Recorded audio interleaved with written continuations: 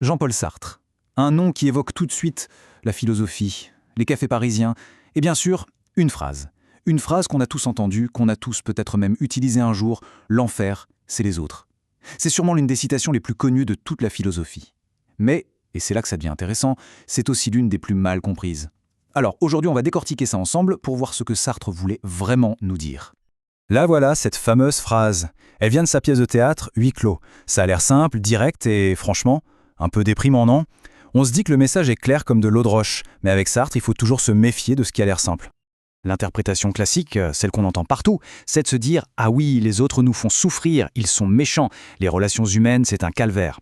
C'est une vision assez noire de l'humanité, en somme. Sauf que ce n'est pas du tout, mais alors pas du tout, ce que Sartre avait en tête. C'est même presque le contraire. C'est la grande question. Et pour y répondre, il va falloir faire un petit détour, poser les bases. On doit explorer une idée fondamentale de sa pensée, et c'est cette idée qui va absolument tout éclairer. C'est parti. Ok, donc avant de parler de l'enfer, il faut qu'on parle de liberté. Parce que pour Sartre, tout part de là. Et sa grande idée, celle qui a tout changé, c'est que pour l'être humain, l'existence vient avant l'essence. Ça a l'air compliqué, mais vous allez voir, c'est très simple. Regardez cette comparaison, c'est la clé. Un objet, disons un téléphone, avant même d'exister, il a été pensé, dessiné, conçu pour une fonction. Son but, son essence, existait dans la tête de l'ingénieur bien avant sa fabrication. Pour nous, les humains, c'est l'inverse. On est jeté dans le monde, comme dit Sartre, on existe, point. Et ensuite, c'est à nous, par nos choix, par nos actes, de nous définir, de créer notre propre sens. Rien n'est écrit d'avance. Cette liberté radicale fait de chacun de nous ce que Sartre appelle une subjectivité. C'est-à-dire que, pour soi-même, on est le centre de notre propre monde. Dans le film de notre vie, on est à la fois l'acteur principal, le réalisateur et la caméra. Chaque conscience est un univers en soi. Bon, mais alors, que se passe-t-il quand ces univers, quand ces centres du monde se rencontrent? Que se passe-t-il quand deux subjectivités entrent en collision? C'est là que les ennuis commencent et qu'on se rapproche de notre fameux enfer. Imaginez-vous en train de marcher seul dans un parc. À ce moment précis, tout ce qui vous entoure, les arbres, le ciel, les sons, tout ça s'organise autour de votre perception. On est une pure conscience qui observe. On est le sujet, le maître de cet univers. Et soudain, quelqu'un d'autre arrive. Une autre personne entre dans notre champ de vision. Et au moment où on réalise que cette personne nous regarde, tout bascule. Et voilà le point crucial, le choc psychologique. D'un seul coup, on n'est plus le centre du monde. On prend conscience qu'on est vu. On passe du statut de sujet qui regarde à celui d'objet qui est regardé. On devient un simple élément du décor dans l'univers de l'autre. C'est une expérience incroyablement déstabilisante. Sartre utilise cette métaphore qui est d'une force incroyable. Le regard de l'autre nous kidnappe. Il nous arrache à nous-mêmes, à notre propre monde, pour nous faire exister dans le sien, selon ses propres termes. C'est un vol de notre subjectivité. Cette transformation brutale en objet, ce n'est pas juste un concept abstrait. Ça a des conséquences psychologiques très concrètes, des émotions qu'on a tous ressenties un jour ou l'autre. La timidité, par exemple, ce n'est rien d'autre que la conscience soudaine d'être un objet pour l'autre. La gêne, la honte, ce sont des émotions qui n'existent que sous le regard d'autrui. On a honte de soi pour un autre. C'est là qu'on se met à vouloir contrôler son image, à se redresser, à faire attention à ses gestes. On est soudain conscient de notre corps comme d'une chose qui peut être jugée. Et là, on touche à un paradoxe psychologique fascinant. L'autre a un accès à nous que nous n'aurons jamais. Il voit notre dehors. Il voit notre visage, notre corps en mouvement. On ne peut jamais se voir de cette façon. On s'habite de l'intérieur.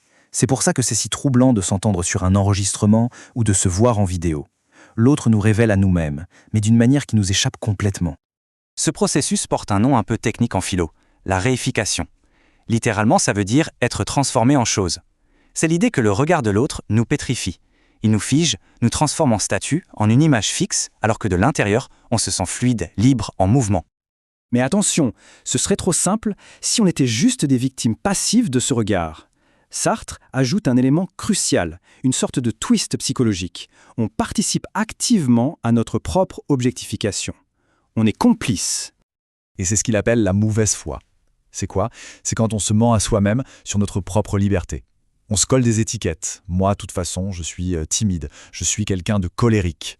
En faisant ça, on se transforme soi-même en objet, en une chose définie, immuable. On se construit une prison confortable pour échapper à l'angoisse de la liberté. L'exemple que donne Sartre est génial. Il observe un garçon de café. Il dit que ce garçon n'est pas juste un serveur. Il joue à être un serveur. Ses gestes sont un peu trop précis, un peu trop vifs. Il est en représentation. Eh bien, on fait tous pareil. On joue à être le bon élève, le parent parfait, l'employé modèle. On s'enferme dans des rôles.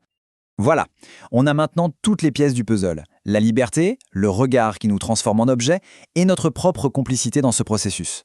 On peut enfin revenir à notre question de départ et comprendre cette phrase dans toute sa profondeur. Le vrai sens, le voici. L'enfer, ce n'est pas la méchanceté des autres. L'enfer, c'est de vivre sous la dépendance totale de leur jugement. C'est quand on laisse leur regard nous définir complètement. Quand on est tellement obsédé par l'image qu'on renvoie qu'on finit par s'identifier à cette image et à oublier notre liberté intérieure. L'enfer, c'est cette prison des apparences et des rôles fixes. Du coup, Sartre nous met face à un choix fondamental. Soit on choisit d'être, c'est-à-dire de se figer dans une définition, dans un rôle, d'accepter d'être une statue, c'est la pétrification, soit on choisit d'exister, c'est-à-dire d'embrasser le fait qu'on n'est jamais défini une bonne fois pour toutes, qu'on est en constant mouvement, c'est l'aventure de la liberté. En fin de compte, tout se ramène à ça. Un choix. Un seul mot, mais qui contient une responsabilité vertigineuse. C'est la question que Sartre nous renvoie en pleine figure. Si l'enfer, c'est cet état de dépendance au regard de l'autre, un état dans lequel on se plonge soi-même par mauvaise foi, alors ça veut dire que la clé pour en sortir est entre nos mains. La liberté fait peut-être plus peur que la prison d'un rôle bien défini, mais c'est pourtant là et seulement là que se trouve la véritable existence humaine.